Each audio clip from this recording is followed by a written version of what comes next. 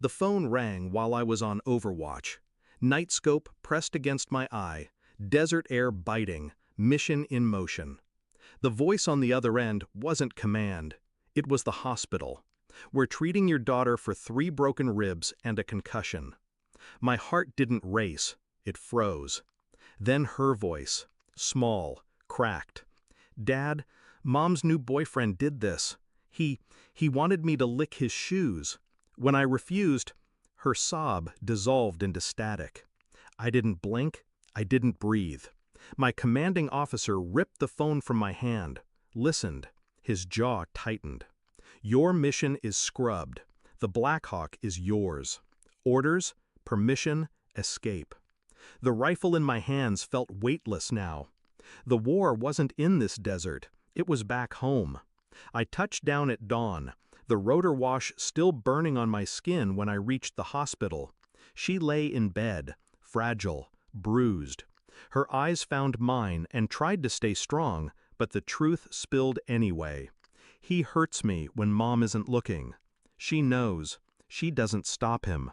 Her words gutted me deeper than any bullet. My wife arrived minutes later, carrying false concern like perfume. She kissed my cheek too fast, hugged me too lightly. Her excuses flowed before I could even ask. "He's good with her. He's just strict. Maybe she exaggerated." Exaggerated? The bones told otherwise. I watched her hands shake when she adjusted the blanket. Guilt radiated off her in waves, though she tried to bury it beneath practiced calm. Infidelity I could have imagined, but betrayal against my daughter, our daughter, was a crime written in blood. I didn't rage, not yet. I carried silence like a loaded weapon. I started with her phone. She guarded it too well, too often face down. Cloned the texts. His name wasn't hidden. Daniel. Messages laced with intimacy, coded jokes, plans to meet while I was deployed. My absence had been her playground. The dates lined up too perfectly with my missions. Every time I bled for country, she was in his bed. But the worst wasn't her betrayal, it was her complicity. Screenshots showed her replies when my daughter begged for help. "Stop being dramatic, don't make him angry." She knew, and she chose him. I investigated Daniel next. Public records, employment history, criminal traces buried beneath sealed documents. Violence, restraining orders that never made it to trial. I followed them once, quietly, shadow to their daylight. Saw her hand in his, saw her smile in ways she never smiled for me. Inside me, something snapped. Not wild, not chaotic. It broke clean, like bone. And with that break came clarity. The Black Hawk hadn't flown me home, it had flown me into enemy territory. The proof stacked high, texts, calls, surveillance. But the final nail came from my daughter herself. A hidden audio file on her phone. She had recorded him. His threats, his commands, his voice pushing her to the floor, demanding obedience like an animal.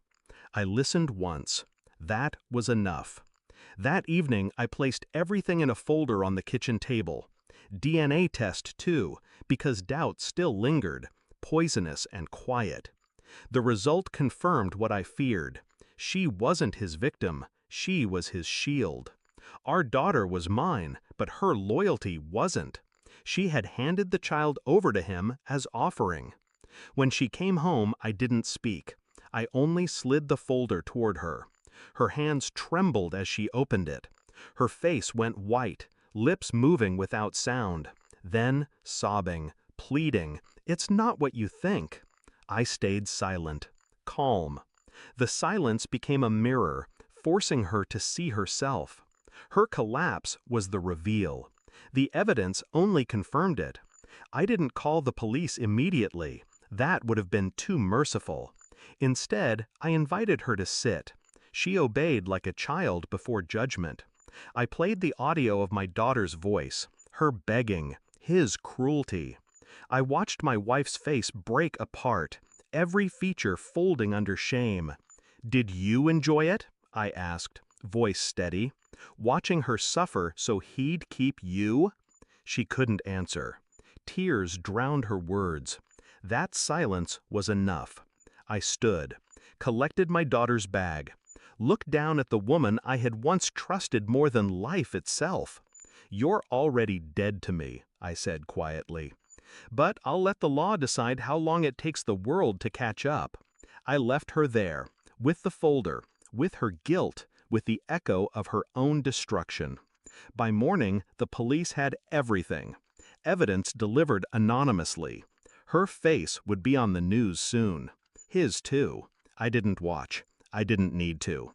My daughter slept in the next room, safe for the first time in years. She would heal. Slowly. Scars always stay, but scars are proof of survival.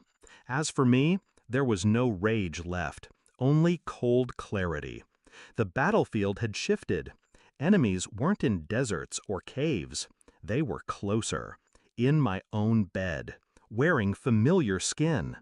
But betrayal is its own executioner, and she had already carved her sentence. I didn't bury her with bullets or blades. I buried her with truth and left her to choke on it alone.